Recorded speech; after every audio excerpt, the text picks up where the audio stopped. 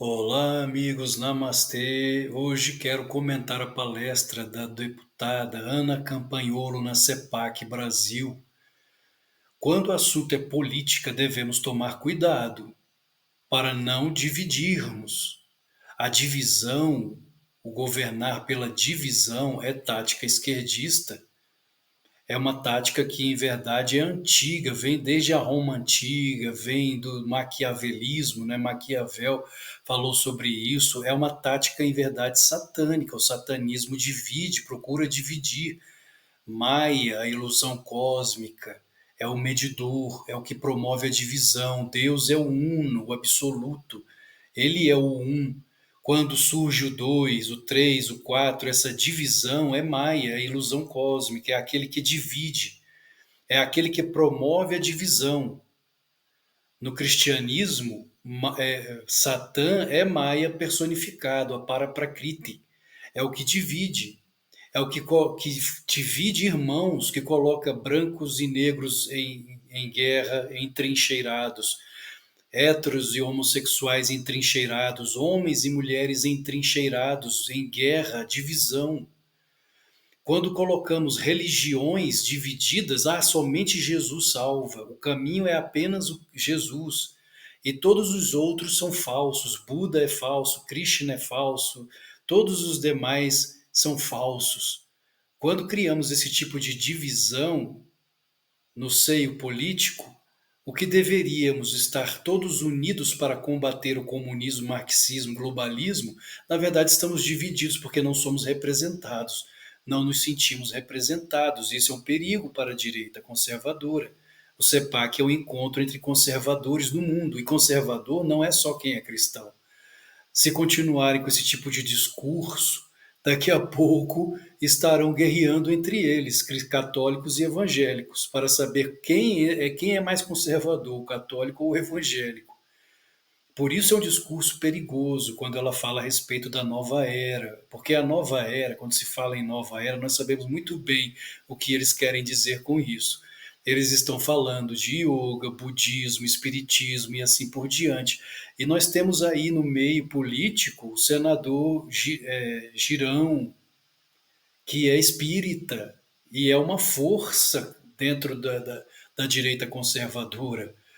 Porque ele é espírita, então agora ele não é mais, ele não pode ser conservador, ele não pode fazer parte deste grupinho.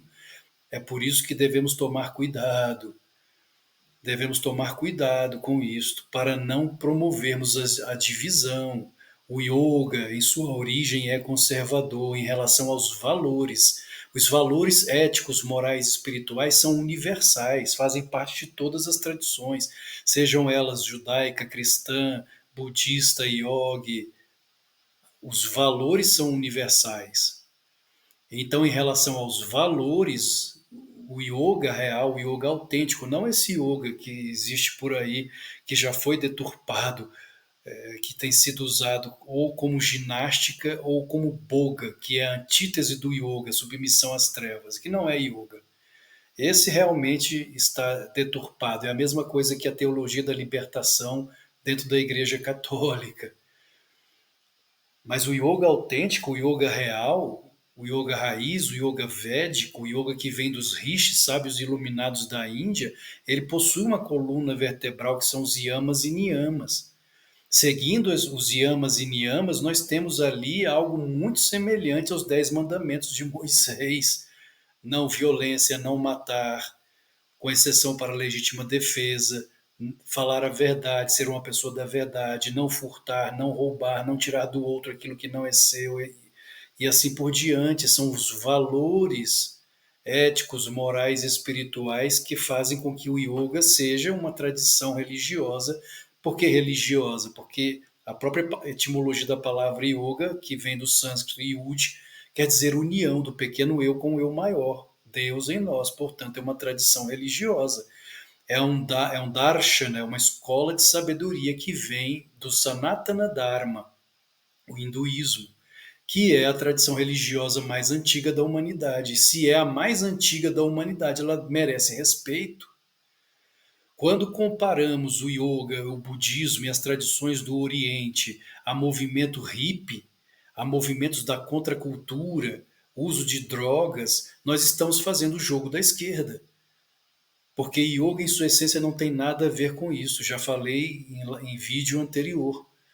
Então, nossa querida deputada Ana Campanholo, quando fala a respeito da nova era, nós concordamos no sentido de que a nova era é um movimento promovido pelos globalistas, pela nova ordem mundial, os globalistas, os metacapitalistas, que se acham donos do mundo, homens e famílias poderosas que brincam com, com a sociedade como se fôssemos marionetes deles, porque tem muito poder, muito dinheiro, é o chamado experimento social. Mas nós não concordamos com essa ideia de uma religião única. A Índia, né, que é a terra do yoga, não tem uma religião apenas, ela tem incontáveis religiões e convivem entre si harmonicamente. As diversas religiões que existem na Índia convivem de forma harmônica, pacífica, sem conflitos, de forma amorosa e irmã. E é isso que o yoga defende, o respeito uns pelos outros, ou não respeitaremos, mas continuaremos nessa ideia, que aí é o falso conservadorismo, que na verdade não tem nome de conservadorismo, mas de sectarismo, e misoneísmo, dogmatismo e, consequentemente, proselitismo, de afirmar que o que não é cristão é pagão, herético e assim por diante. Ela fala, inclusive, sobre o patriarcado, não é que para ela não há problema algum em aceitar o patriarcado, que Deus é um homem. Então Deus é um homem de barbas brancas, cabelos brancos, sentado em um trono de ouro a nos julgar e a lançar a humanidade em danação eterna no inferno. Um homem. Ou seja, é uma fala evangélica. Não sei se os católicos se sentem representados numa fala como essa. Inclusive, quando vamos na história, na origem do cristianismo, da cristandade, do chamado cristianismo incipiente, o cristianismo primitivo, lá dos primeiros séculos da cristandade, não existia somente uma visão a respeito dos ensinamentos de Jesus. Haviam diversas visões a respeito dos ensinamentos dele, diversas interpretações, que podemos resumir pelo menos em duas mais importantes, a proto-ortodoxia e a gnose. E os gnósticos cristãos, que foram chamados de hereges posteriormente em concílios da própria igreja, concílios ecumênicos da igreja, séculos depois, os gnósticos considerados heréticos, os seus textos sagrados considerados heréticos, os gnósticos considerados hereges, e os textos sagrados gnósticos chamados de apócrifos, considerados heréticos, perseguidos pela ortodoxia, foram expulsos da igreja. Prevaleceu a visão ortodoxa, que antes era proto-ortodoxa, se torna ortodoxa a partir dos concílios de Niceia, Constantinopla, 325 depois de Cristo, 381 depois de Cristo. Antes, Jesus, inclusive, não era considerado filho de Deus, mas era considerado um profeta. Cristãos proto-ortodoxos e gnósticos conviviam, apesar de haver uma disputa teológica entre eles, eles estavam ali convivendo de certa forma. Os gnósticos aceitavam tanto os textos que posteriormente foram chamados de canônicos, quanto aqueles que eles liam, que posteriormente foram chamados de apócrifos, mas faziam parte da cristandade como uma laranja. Se você divide a laranja ao meio, você já não tem mais a laranja inteira. Você só tem uma banda da laranja. E a partir do momento que a cristandade então se divide e considera a metade da laranja, a outra metade gnóstica, como apócrifa, herética, né, e excluída da igreja, o que permanece apenas uma metade, a outra metade da laranja. A visão ortodoxa, dogmática, fundamentalista, apenas isto. E masculina, a visão, a ótica cristã masculina, de Deus homem, apenas isto. Quando na visão, na outra banda da laranja, Jesus, nos evangelhos ditos apócrifos, considerava Deus como mãe e pai, ou pai e mãe. Ele chamava Deus de pai e mãe. Deus, pai e mãe. E não só Deus pai.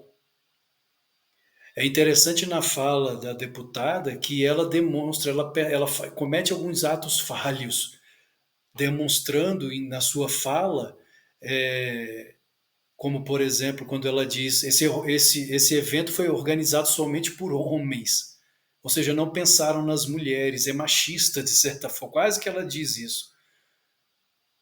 Queridos, ser conservador, ser de direita conservador, significa ter consciência da importância dos valores éticos, morais, espirituais, que a esquerda não valoriza, que a esquerda inverte, a esquerda destrói, ela promove a inversão. É como você pegar a cruz, que é um símbolo sagrado, e colocar de cabeça para baixo. A suástica, que é um símbolo sagrado indiano, que Hitler inverteu alguns graus. Então, primeiro é luz e depois se torna trevas. É isso que a esquerda faz, inverter os valores. Os valores invertidos são chamados no yoga de boga, é a submissão às trevas. É contra isso que lutamos, é contra isso que devemos lutar, contra o feminismo, não é, que está permeado pelo esquerdismo, que já não é mais a defesa dos direitos das mulheres, não é. Na verdade, o feminismo nos dias atuais não luta pelo direito das mulheres, luta pelo aborto, que é assassinato. Paramahansa Yogananda deixou claro que ele estava consciente no útero da mãe dele. Ananda Mai Ma, mãe saturada de beatitude, outra santa indiana, um avatar feminino, em pleno século XX, estava consciente no útero da mãe dela. Yogananda afirmou que a alma encarna quando o espermatozoide fecunda o óvulo. Ali ele dizia, décadas atrás, que há uma microexplosão de luz. A ciência, décadas recentes, filmou essa pequena microexplosão e chamou de o Flash 5. Eu tenho um vídeo aqui no canal falando sobre isso.